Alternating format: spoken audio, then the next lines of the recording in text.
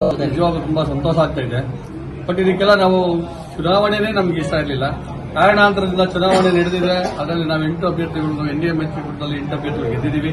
ಗೆದ್ದು ನಾವು ಅಧ್ಯಕ್ಷರು ಮಾಡಬೇಕು ಅಂತ ಹೊರಟಾಗ ನಮ್ಮಲ್ಲೇ ಅವರಿಗೊಬ್ಬರು ಭಿನ್ನಮತ ಆಗಬೇಕು ಅನ್ನೋ ರೀತಿಯಲ್ಲಿ ವರ್ತನೆ ಮಾಡಿ ತುಂಬಾ ಹೈಜಾಕ್ ಮಾಡೋದಕ್ಕೆ ಅವ್ರು ಮಾಡಿದ್ದು, ನಾವಲ್ಲ. ನಮ್ಮನ್ನೇ ಹೈಜಾಕ್ ಮಾಡಕ್ ಹೋದಾಗ ನಾವೇನ್ ಮಾಡಿದ್ರು, ಎಚ್ಚೆತ್ಕೊಂಡು ನಾವೆಲ್ಲ ಒಟ್ಟಿಗೆ ಒಗ್ಗಟ್ಟಾಗಿ ಸೇರ್ಕೊಂಡು ಬಂದು ನಾವು ಒಮ್ಮತದ ಅಭ್ಯರ್ಥಿ ಇಲ್ಲಿ ಇವರೇ ಆಗಬೇಕು ಅಂತ ನಾನೇ ಆಗಬೇಕು ಅಂತ ಆಗಲಿ ಯಾರೂ ಚರ್ಚೆ ಮಾಡಲಿಲ್ಲ. ನಮಗೆ ಬೈರೇಗೌಡರ ಉದ್ದೇಶ ಬೇಕಾಗಿತ್ತು ಫಸ್ಟ್ ಟೈಮ್. ಹಾಗಾಗಿ ಬೈರೇಗೌಡರು ಮಾಡಿದ್ವಿ, ಸಂತೋಷವಾಗಿ ಮಾಡಿದ್ದೀವಿ. ನಮ್ಮ ಉಪಾಧ್ಯಕ್ಷ ಕರ್ವಾದ ಏನು ಮಾಡಬೇಕು ಅಂತ ಮೊದಲೇ ಅನ್ಕೊಂಡಿದ್ದೀವಿ, ಅವ್ರನ್ನೂ ಮಾಡಿದ್ದೀವಿ. ಅವರ ಅಭಿವೃದ್ಧಿ ಆಯ್ಕೆ ಆಗಿದ್ದಾರೆ.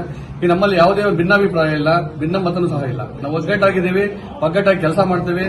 ಇನ್ನೂ ಇದನ್ನು ಅತಿ ಹೆಚ್ಚಾಗಿ ಬೆಳೆಸೋದಕ್ಕೆ ನಮ್ಮ ಈ ಸಂಘ, ಈ ಒಂದು VSS ಅಲ್ಲಿ ಏನಿದೆ, ಈ ಸಂಘನ ಈ ಸರಿ ಹೊಸದಾಗಿ ಏನಾದ್ರು ಒಂದು ಒಂದು ಐಡಿಯಾ ಮಾಡಿ ಏನಾದ್ರು ಹೊಸದಾಗಿ ಬೆಳವಣಿಗೆ ಮಾಡಬೇಕು, ಬೇರೆ ರೀತಿ ಏನಾದ್ರು ಒಂದು ನಮ್ಮ ಲಿಮಿಟ್ ಅಲ್ಲಿ ಏನ್ ಮಾಡಕ್ಕಾಗುತ್ತೆ, ಯಾವ್ದರಿಂದ ಇಂಪ್ರೂವ್ ಆಗುತ್ತೆ ಅಂತ ನೋಡ್ಕೊಂಡು ಹೊಸ ಕಾರ್ಯಕ್ರಮ ರೂಪುರೇಷಣೆ ಮಾಡಿ ಆಮೇಲೆ ಇದನ್ನ 5 ವರ್ಷದಲ್ಲಿ ಅದನ್ನ ತಡೆಗಟ್ಟಗೊಳಿಸ್ತೀವಿ ಅಂತ ಇವರಲ್ಲಿ ಹೇಳೋದು ಇಷ್ಟಪಡ್ತಾರೆ.